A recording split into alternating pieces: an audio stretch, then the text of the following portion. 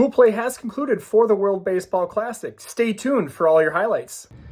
If you missed any of the pool play action, you're in luck. The quarterfinals will start on Friday, March 12th.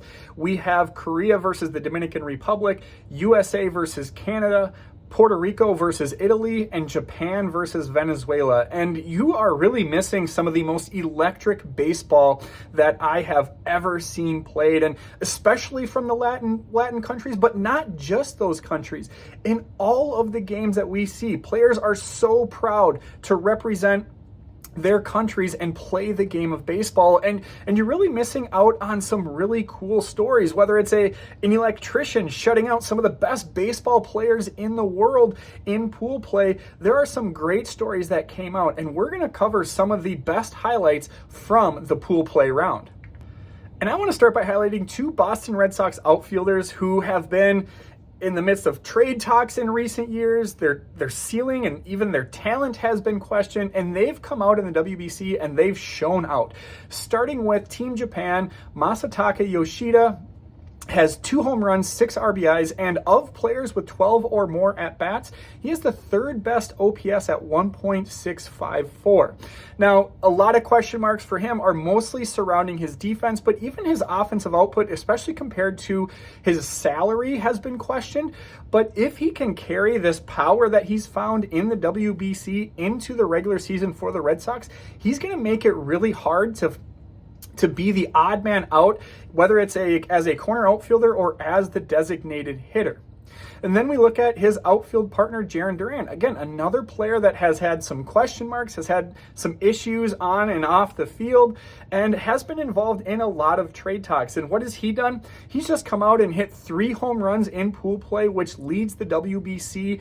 He has 4 RBIs and a 1.167 OPS, and he has had just a really great WBC for Team Mexico. Unfortunately, in the game against Italy, it was winner take all to advance to the quarterfinals, and he couldn't propel his team, and he will not be able to participate in the quarterfinal or bracket action for the World Baseball Classic.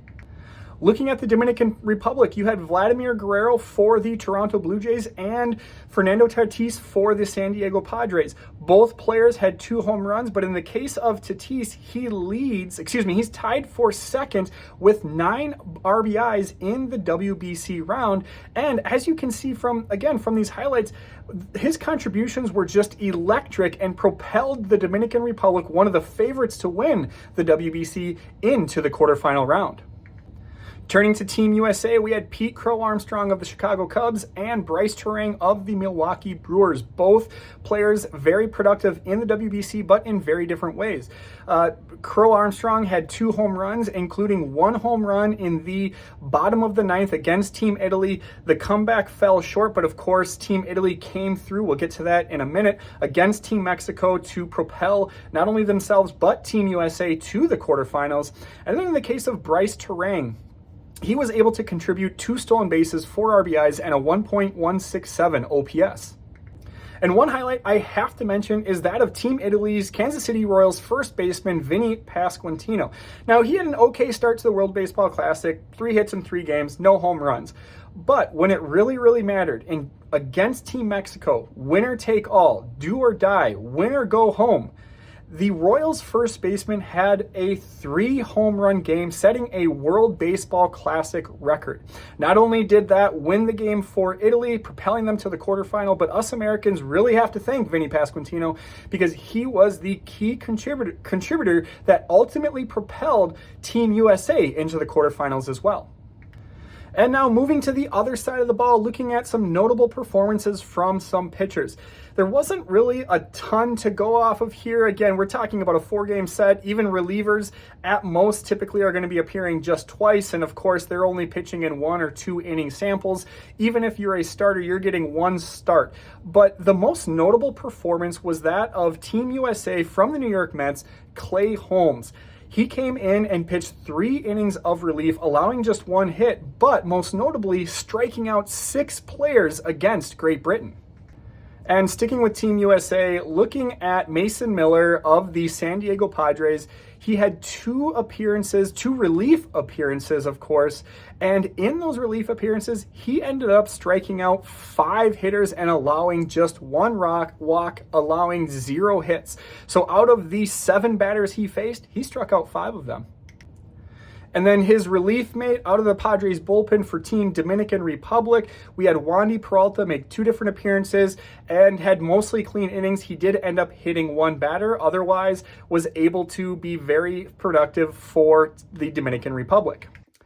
And finally, Giovanni Moran of the Boston Red Sox representing Puerto Rico and Matt Bowman of the Minnesota Twins representing Israel. Both pitchers had 2 different appearances totaling 3 innings total. Wasn't totally clean, but didn't give up any runs and ultimately got the job done for their respective teams, for their respective countries. And so again, you can continue to watch many of these players as a lot of their countries did move on to the quarterfinals.